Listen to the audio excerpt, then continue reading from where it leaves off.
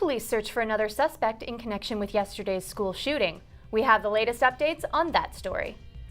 There may be more victims of a former Toronto doctor facing sexual assault charges, and the Humber Hawks score a win at last night's rugby game. Humber News starts right now.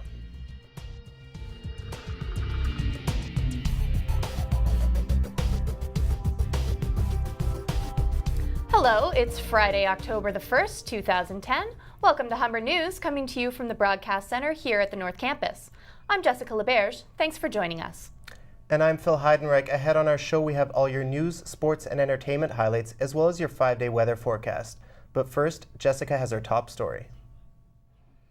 2 suspects are in custody and another is being sought by police in connection with yesterday's shooting at Central Technical School.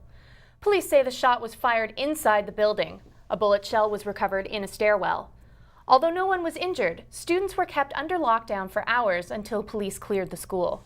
Yesterday's shooting is the latest in a problem that GTA students have faced for decades. Between 1990 and 1999, there were 4 shooting incidents in GTA schools, and from 2000 to 2008, there were 4 shootings, including 1 death. With school shootings being an ongoing issue, we sent reporter Romy Levine out to Humber's North Campus to find out how the college is keeping students safe. Go inside a classroom, lock it if you can, and barricade the door with a heavy object, and stay until the police come. This is what Humber Public Safety suggests you do in the event of a lockdown. This student says it's always good to be prepared. Well, yeah, because you never know if a student stresses out and then just picks up a gun. Although regimented lockdown procedures are in place, some students are unaware of them and choose to play by their own rules in an emergency. In my situation, I would most likely look for the nearest exit. In the Public Safety Office, measures are taken to ensure safety and coordination during an emergency. Director of Public Safety, Les Brinkworth, says it's unsafe for a person to ignore lockdown protocol. So we would rather, unless you've got substantial training in dealing with emergencies, make that call. Make sure you're safe. Make sure your buddy's safe. Lockdown drills will take place on November 8th, 9th, 10th, and 12th, and again in spring. Romy Levine, Humber News. Police believe there may be more victims in the case of a former Toronto doctor accused of sexually assaulting patients while they were under anesthetic. 61-year-old George Dudnot was charged with 3 counts of sexual assault earlier this year. Since then, more women have come forward and police have laid 26 additional charges. Dudnot had worked at North York General for 28 years. He was terminated when the police investigation began. Ontario's consumer confidence has slipped the most of any region in Canada over the last fiscal quarter, according to a Royal Bank of Canada Consumer Outlook. Ontario's consumer confidence fell by 18% to 79.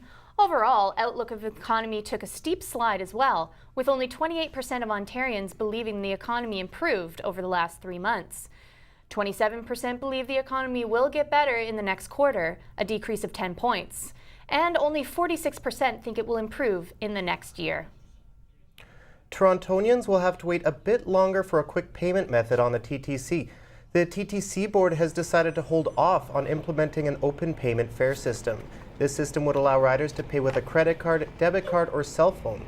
The decision came after a warning from Ontario Transportation Minister Kathleen Wynne. Wynne says the plan would compete with the government's Presto Smart Card, which can be reloaded. TTC Chair Adam Jambroni says the decision will be up to the new TTC board in November. Well, if you're out on the town for Nuit Blanche this Saturday, there are some traveling tips for you. Subways will be closed. Subways will be running all night, but if you are planning on driving, there are some road closures that you do need to be aware of. Yonge Street will be closed between Front and Bloor, as well as Bay Street, and other sections of the downtown core as well. Most events will be along Queen Street as well as Yonge and Bloor area, so be prepared for heavy pedestrian traffic in those areas.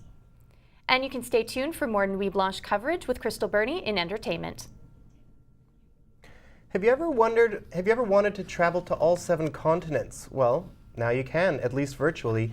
Google has announced Street View will now be available in Antarctica, allowing people from around the world to look across the icy plains or to see a community of penguins up close.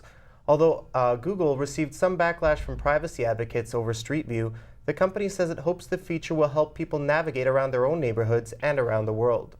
Introduced in 2007, Street View is now available in Brazil and Ireland as well. When we come back, we'll have more news from around the country and around the world. Kyle Hall will have sports news, and as well we'll have your 5-day weather forecast with Natalia Bruya. We kick off the month of October with a lot of cloud coverage. What else is in store? I'll give you the details after the break.